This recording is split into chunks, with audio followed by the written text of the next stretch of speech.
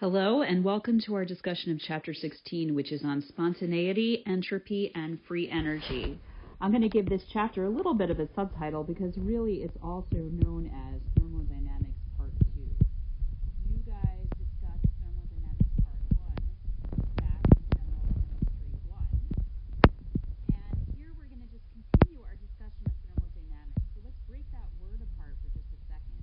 Thermo, of course, is Greek for heat, and dynamics are really talking about the way that heat flows through chemical reactions. So you can think about chemical thermodynamics as heat flow in chemical reactions. Now, this chapter has several fundamental goals, and one of its primary goals is to develop your further understanding of energy flow in chemical reactions. So energy flow in chemical reactions plays a hugely important role in driving our economy. So really this chapter underlies a lot of just the way money flows on the globe. And it's very important to have a fundamental understanding of energy flow in chemical reactions in a lot of different contexts. We also, in this chapter, want to understand limitations. So part of the goal of defining this concept of the thermodynamic state function free energy is to define what is possible versus impossible thermodynamically. That is very important. It tells us whether a chemical reaction is going to happen or not. And the third fundamental goal is to show the price we must pay for what we want. And there is always a price. So I want to start by giving you guys several examples, and a lot of this may be things that you've heard about before, but I want to contextualize energy in chemistry a little bit for you guys.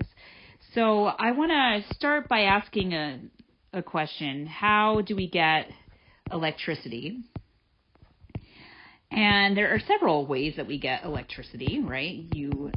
Some of them are quote-unquote greener than others.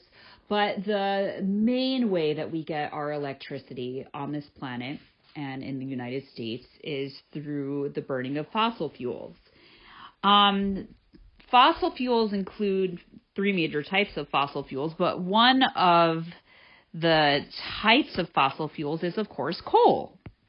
And the combustion of coal, or the burning of coal, is one of the major ways that we get electricity or energy for electricity in this country. So coal is mainly just carbon.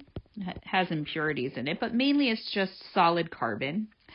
And combustion, of course, is burning in oxygen. So when we burn coal in oxygen, we get its chemical product, the product of this reaction, CO2.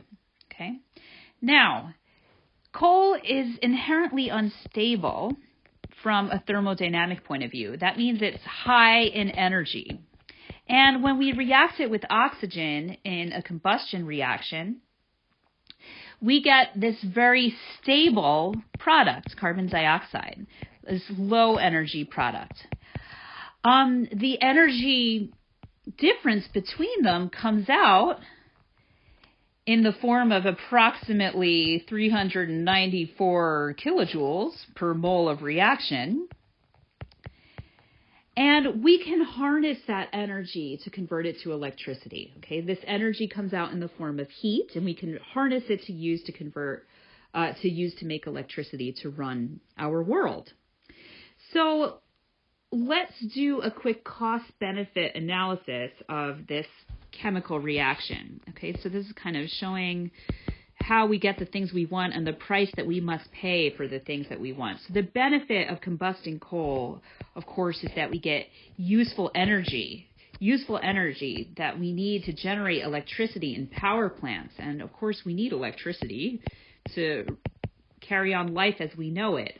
In fact, about 30%, approximately, according to the EPA, 30% of electricity in the U.S. comes from coal combustion. That ratio has shifted dramatically in the last 10 years. 34% of our electricity now comes from the combustion of natural gas. So coal is not the main source of our electricity anymore. It used to be, but it's not anymore. So this is, of course, why we burn coal. We want to get that useful energy to generate electricity. And there are other benefits to it as well. It is a domestic source of energy. It is relatively abundant, although it is running out. And we know how to get it. So that's another enormous advantage of burning coal. However, it comes at a cost. It's a non-renewable resource, of course. So a non-renewable resource is, like all fossil fuels, it's a non-renewable resource, and that means that it's going to run out. Okay, so coal reserves are being consumed, and they're not infinite. Another very obvious cost is that this reaction produces CO2. Now, CO2 is a very stable byproduct, as we just discussed, and it is also a nasty greenhouse gas, and it's responsible for the majority of anthropogenic global warming. So, and it's very stable. So once you produce it, it kind of stays around in the atmosphere, being a greenhouse gas for a long time. So produces a stable byproduct, carbon dioxide, okay? And this is, of course, a nasty greenhouse gas that's associated with anthropogenic climate change, namely global warming. And another cost to burning coal is that coal contains a lot of impurities like sulfur and nitrogen. And when you burn coal, you volatilize those impurities. So you get a lot of air pollution, smog, acid rain, all of that kind of stuff is associated with coal combustion. Byproducts really of coal combustion. So a cost-benefit analysis very quickly just shows that this reaction is really useful because it allows us to generate electricity in a relatively cheap way with using a domestic source, but it has a lot of environmental costs. Okay, and I didn't even get into the environmental costs associated with coal mining. So this is a situation where we do a reaction that releases energy, and we harness that energy to do useful work. Now I want to consider the opposite scenario. Let's consider a scenario where we are trying to make something. Okay, so material production. And we're trying to make something where we need to consume energy to make it. Okay, so this is a typical scenario. Now, if you're like me, you love cans of Coca-Cola. I love drinking Coca-Cola. I love drinking it from a can. I think it tastes delicious from a can. Now, those cans that Coca-Cola comes in are made of aluminum. Aluminum metal is such a miraculous metal. It's a lightweight metal. It's very abundant. Aluminum is the third most abundant element in the Earth's crust. Okay, so I'm talking about making solid aluminum. But in the Earth's crust, it's all bound up in oxide minerals. So this is the aluminum metal that we want to get for cans and Reynolds wrap and all kinds of other useful applications. But to get that aluminum metal, you have to mine it. So the major aluminum mineral on this planet, one of them is bauxite. Okay, so this is also known as aluminum ore. Okay, this needs to be mined.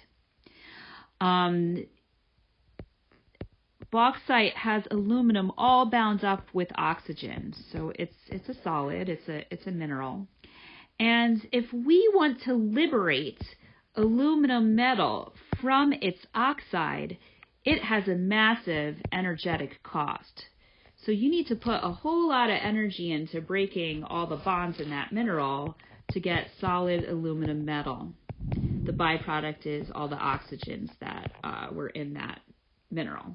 Okay, we need to balance this reaction. We get 4 moles of aluminum metal for every 2 moles of bauxite, and we need 3 oxygens to come out of there.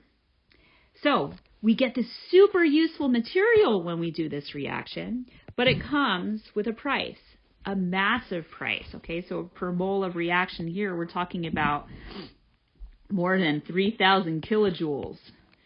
Okay, so if we look at this reaction and we do a quick cost-benefit analysis, well, of course, the benefit is aluminum is a super useful material. It is a miraculously lightweight, flexible metal. Okay, you can make a lot of stuff out of it.